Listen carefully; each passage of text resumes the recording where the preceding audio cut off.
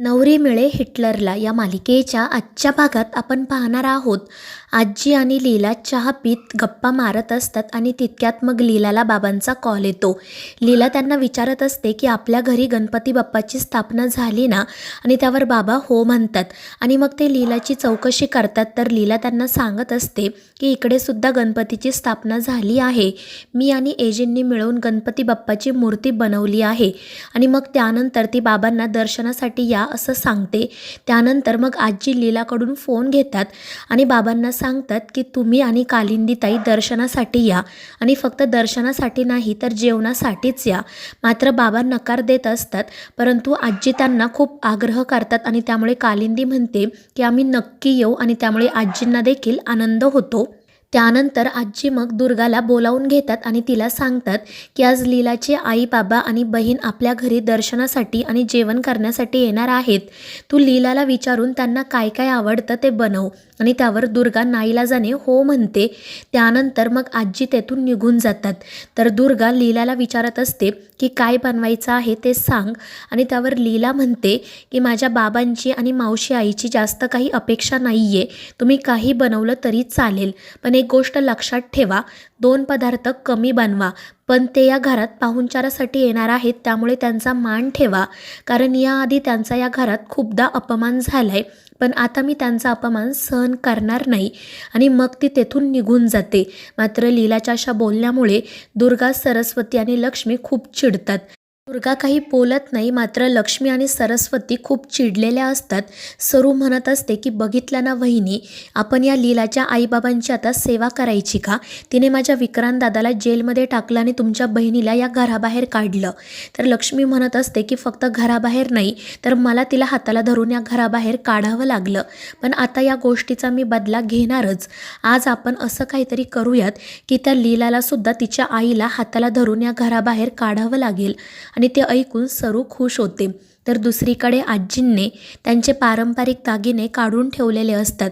आणि मग ते लीलाला बोलावून घेतात आणि तिला ते दागिने देत म्हणतात की हे दागिने माझ्या सासूबाईंनी मला दिले होते, त्यानंतर मी ते अंतराला दिले आणि आता हे तुझ्याकडे देते. लीला म्हणते की आजी हे सगळं कशासाठी? आधीच माझ्याकडे तुम्ही दिलेले खूप दागिने आहेत.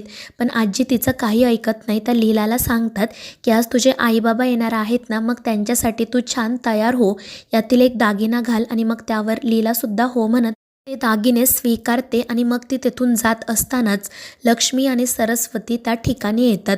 त्या दोघीही लीलाला टोमणे मारत म्हणत असतात की काही लोकांची लायकी नसताना सुद्धा त्यांना सगळं काही मिळत आहे.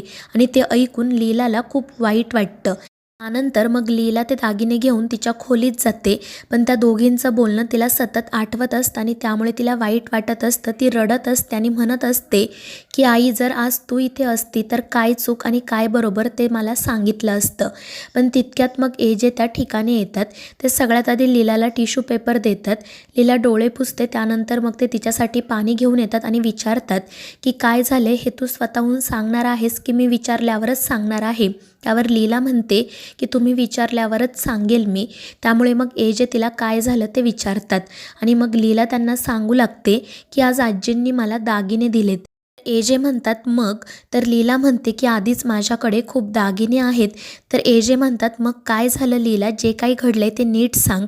आणि त्यावर लीला म्हणते की एजे, मला असं वाटतं की माझी लायकी नसताना सुद्धा मला हे सगळं काही मिळत आहे. म्हणजे बघा ना, आपल्या दोघांचं लग्न होणार नव्हतं, पण ते चुकून झालं. त्यामुळे मला असं वाटते की मी या लग्नाचा गैरफायदा घेते, मी या सगळ्याच्या लायक नाही आहे. आणि लीलाचं ते बोलणं ऐकून एजे तिला समजावतात की लीला, असं काही नाही आहे. मला एक सांग, आपल्या दोघांचं लग्न होणार नव्हतं हे बरोबर आहे, पण ते झाल्यावर तू काय केलं तर एक्सेप्ट केलं आणि पुढे गेलीस ना. सोनं म्हणजे काय, तर फक्त एक धातू आहे. तो फक्त श्रीमंत माणसांनीच घालावा असं काही नाही. त्यामुळे तू उगाच चुकीचा विचार करू नको. आणि सगळ्यात महत्त्वाचं म्हणजे आईने तुला हे दागिने दिले आणि तू त्यांचा स्वीकार केला. तू कोणताही गैरफायदा घेतलेला नाही आहे. त्यामुळे प्लीज यापुढे असा विचार करू नको. आणि एक गोष्ट लक्षात ठेव की आईचा तुझ्यावर खूप विश्वास आहे आणि माझा आईवर. आणि एजंटचं हे बोलणं मग लीलाला सुद्धा पटतं आणि ती एजंटना मनापासून थँक्यू म्हणते, त्यामुळे एजेसुद्धा खुश होतात. तर दुसरीकडे बाबा आणि मावशी आई जहागीरदारांकडे जाण्याची तयारी करत असतात. मावशी आईने तर खूप दागिने घातलेले असतात आणि ती बाबांना सांगत असते की भरपूर पैसे घ्या, मोदक घ्या. त्यांच्या गणपतीपुढे आपण भरपूर पैसे ठेवूयात, नैवेद्य ठेवूयात. त्यानंतर मग रेऊसुद्धा कालिंदीने सांगितल्याप्रमाणे आजींसाठी साडी आणि इतर सामान घेऊन आलेली असते. त्यामुळे कालिंदी खुश होते. पण बाबा तिला विचारत असतात की तू एवढे दागिने का घातलेत? तर ती म्हणू लागते की हे सगळे खोटे आहेत, मी शेजारच्यांकडून आणलेत. कारण त्या जहागीरदारांच्या घरी त्या तिन्ही त्रिदेव्या नेहमीच अशा दागिन्यांमध्ये सजलेल्या असतात. त्यांच्या पुढे कमी दिसायला नको म्हणून मी हे सगळं करतीये. त्यावर बाबा तिला समजवण्याचा प्रयत्न करतात, मात्र कालिंदी काही ऐकत नाही. आणि मग त्यानंतर ते तिघेजण जहागीरदारांकडे जाण्यासाठी निघतात. तर दुसरीकडे लक्ष्मी आणि सरस्वती लीलाला धडा शिकवण्यासाठी काय करता येईल याचा विचार करत असतात. आणि मग त्या दोघींनाही कल्पना सुचते आणि त्या हसतच एकमेकींना म्हणतात की सोनं, त्या कालिंदीला सोन्याची खूप हौस आहे ना, आता हे सोनंच तिला बरोबर धडा शिकवेल. तर दुसरीकडे लीला छान तयार झालेली असते, तिला बघून आजी खुश होतात.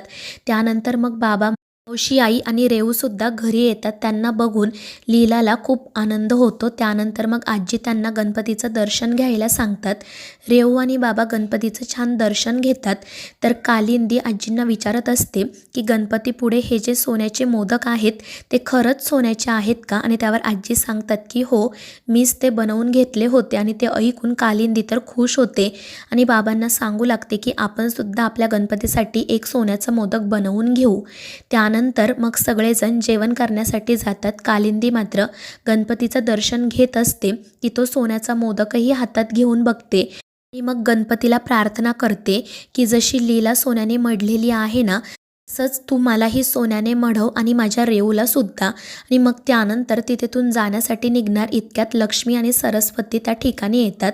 दोघी हसतच कालिंदीकडे बघत असतात. कालिंदी मात्र त्यांच्याकडे लक्ष देत नाही आणि मुद्दाम गणपतीला प्रार्थना करते की यांना सद्बुद्धी दे आणि हसतच तेथून निघून जाते. मात्र मग त्यानंतर लक्ष्मी गणपतीच्या मूर्तीपुढे असणारा सोन्याचा एक मोदक घेते आणि कालिंदीच्याच पिशवीत टाकते आणि मग ती सरूजवळ जाऊन उभी राहते. त्या दोघीही हसतच एकमेकींकडे बघत असतात. तर मित्रांनो, या मालिकेच्या पुढील भागांमध्ये आपण पाहणार आहोत एजे आणि लीला गणपती दर्शनासाठी जातात. मात्र त्यावेळी त्या दोघांची चुकामुक होते. जे न दिसल्यामुळे लीला खूप घाबरलेली असते. तर लीलासुद्धा दिसत नसल्यामुळे एजे काळजीत पडतात. लीलाला कसं शोधावं हे त्यांना कळत नाही. मात्र मग शेवटी लीलाला एजे सापडतात. ती पळतच त्यांच्या जवळ जाते आणि त्यांचा हात हातात घेते.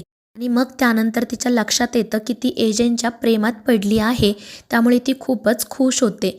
तर मित्रांनो, या मालिकेच्या पुढील भागांच्या अपडेट्ससाठी आपल्या चॅनेलला सबस्क्राईब करा.